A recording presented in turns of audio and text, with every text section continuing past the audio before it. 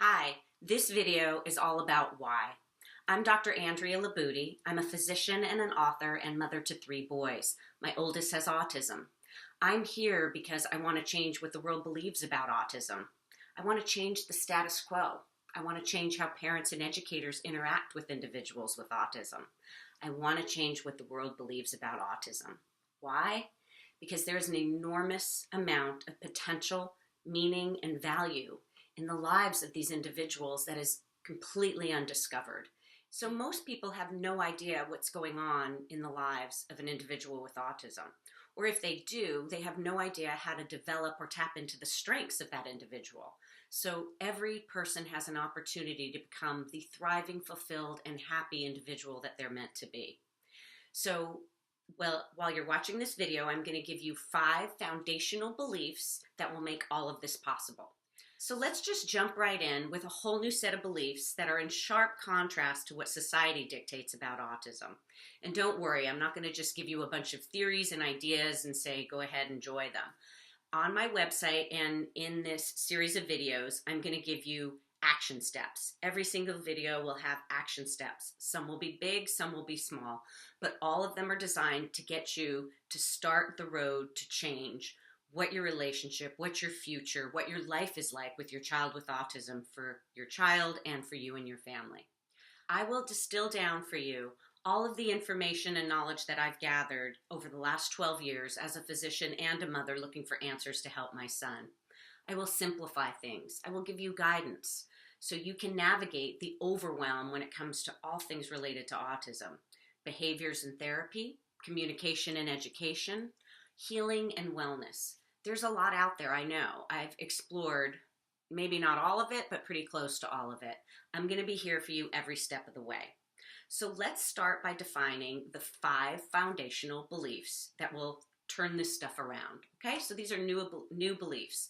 Now you're going to have to adopt an entirely new mindset, different ways of looking at autism. But I promise you, it'll be worth it in the end, as difficult as it might seem in the beginning.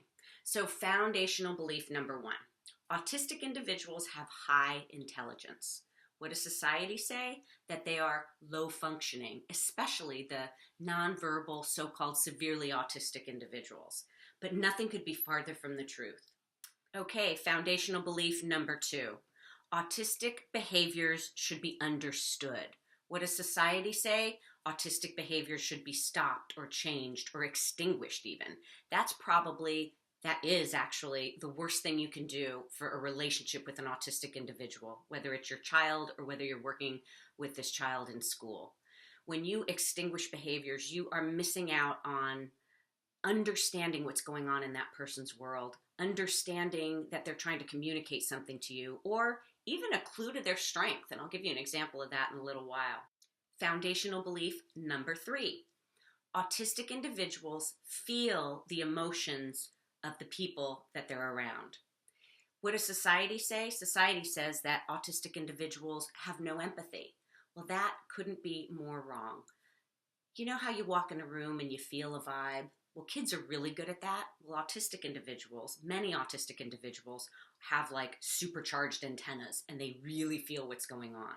So if they're shut down because they don't want to deal with the negative emotions that they're feeling day in and day out. Let's face it, in our homes, in our schools, we're worried, we're fearful, we're anxious, we don't know what to do, we're scared, okay? They feel that. I wouldn't want to be around that any more than you would want to be around that, and they are no different. They're just hyper aware of these feelings. So remember that. And number 4, foundational belief 4, we focus on strengths. What does society do? Focus on deficits, right? We have all these special ed classrooms that are life skills tracks and really trying to correct the deficits in this population to make them more normal. That is the backwards approach. And I'm going to give you an example with my own son on how pivotal it was for us to understand his strengths. So we have been homeschooling my son. He's now almost 14 years old. We had been homeschooling him for several years, and our school district was giving us resources, and every so often they require some testing. So they said, we haven't done testing for a while. Let's do the psychological testing. Let's do an IQ test. So they administered the WISC-5, and what I discovered, because I was there through the 2.5 hours of testing, was that my son had amazing strengths in one of the categories. Now, there's 5 categories on the WISC-5. He was a super genius in the visual spatial category. In fact, the facilitator that was giving the test said, in all the years that I've been doing this test, no one has ever solved the ceiling piece of this test. Not only did your son solve it, he solved it in record time. So my son is a visual spatial super genius. You might say, so what? But having that information, I started researching and I realized visual spatial is actually a learning channel. There's 2 primary learning channels, visual spatial and auditory sequential. Now, if he had visual spatial aptitude that was 99.9 percentile, there had to be something I could do with that. So fast forward a year, I did a lot of research. I found 2 really important things that have put my son on the trajectory that he's on right now. The first thing I discovered was I found a speech and language doctorate who is also a brain scientist that works with the profile of kids like my son. So highly visual spatial, very challenged with verbal and auditory processing. So we have created a program for him that actually takes his strengths and trains up his deficits. So it's a strength-based program that helps his challenges as well. So that was the first thing that came out of this. The second thing is, for better or worse, a new label. And that new label is called twice exceptional. I had no idea that there was such a label. It's important because twice exceptional, or 2E, is a profile of a child that is gifted but challenged. And kids with autism or other learning challenges are classified under this umbrella.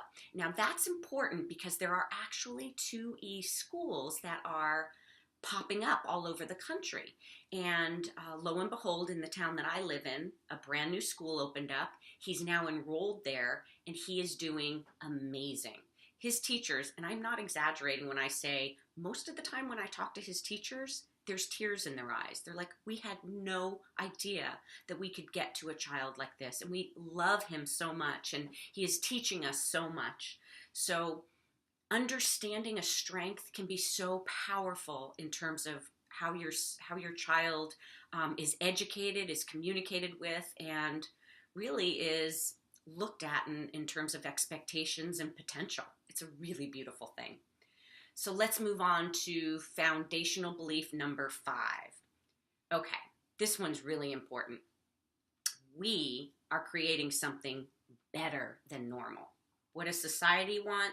Normal, normal, normal. At all costs, let's conform to normal. But I gotta tell you something, normal is completely overrated.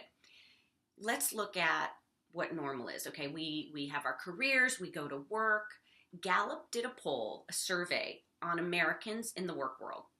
And what they discovered was that 70% of Americans, 70%, that's 3/4, almost 3/4 of the workforce, was either unhappy or severely dissatisfied with their job. That's normal. There's better than normal out there, I'm telling you. If we are so anxious and so stressed and so worried and so depressed, and that's what normal is, let's face it, our society is racked with anxiety and stress and worry. Okay, so what I'm suggesting by let's create something better than normal is not to give up and say we'll do something different. But you know what?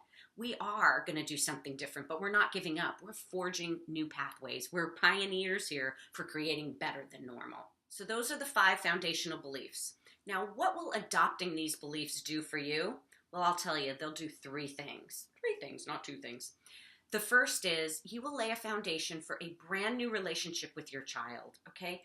Think about the kind of attitude, the kind of person you would be if you adopted these beliefs. Wouldn't you want to be around someone like that? I promise your relationship with your child will change instantaneously. Number 2, what will it do if you adopt these beliefs? You will shift the vibe surrounding the diagnosis and the prognosis of autism.